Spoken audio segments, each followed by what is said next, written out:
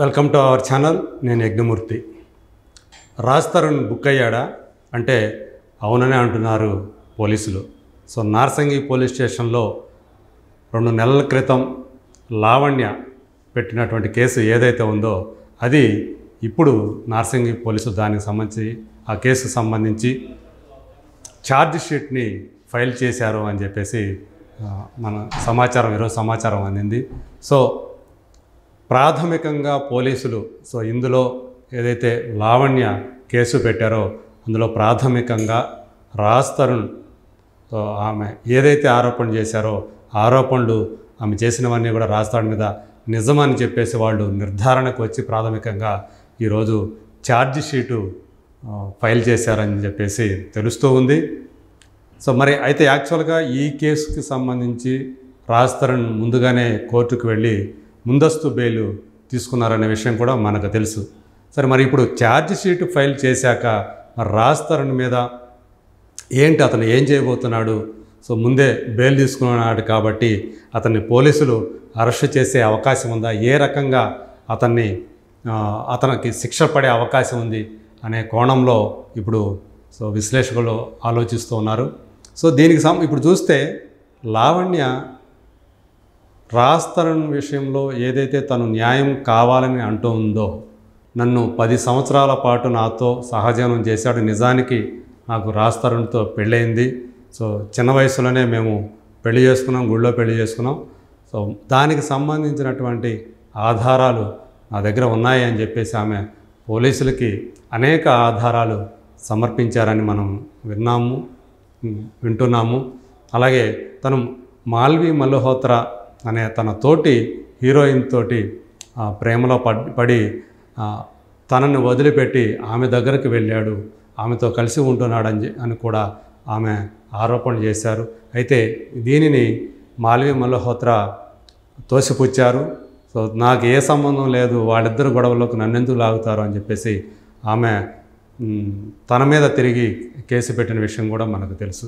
అయితే మరి రాజ్ తరుణ్ లావణ్య మీద చేసినటువంటి ఆరోపణలు ఏవైతే ఉన్నాయో, ఆమె ఒక డ్రగ్గిస్టు, నేనే కాదు, నేను ఆమెతోటి కొంతకాలం సహజీవనం చేసిన మాట వాస్తవమే, కానీ మా ఇద్దరికీ పెళ్ళి కాలేదు, పైగా తను మస్తాన్ సాయి అనే మరొకరితో ప్రస్తుతం రిలేషన్షిప్లో ఉంది, సో అలాంటిది నేనెలా ఆమెతో ఉంటాను, సో నేనెలా ఆమెకి భర్తను అవుతాను అని చెప్పేసి తను మీడియా ముందుకు వచ్చి మాట్లాడిన మాటలు కూడా మనం చూసాం.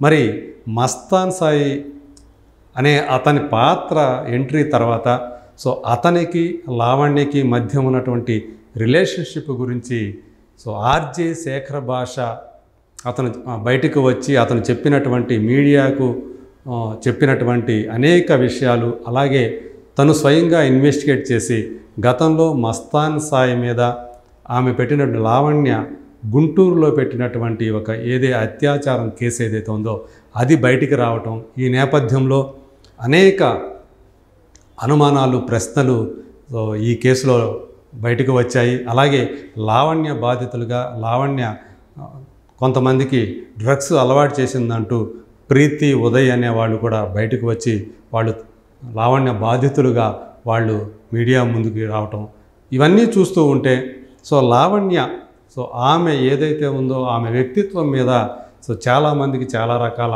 అనుమానాలు వచ్చాయి.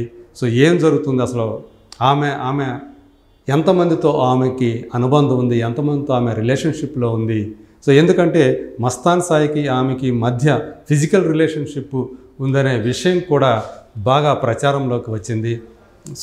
ఈ నేపథ్యంలో పోలీసులు పెట్టినటువంటి కేసు వీగిపోతుంది.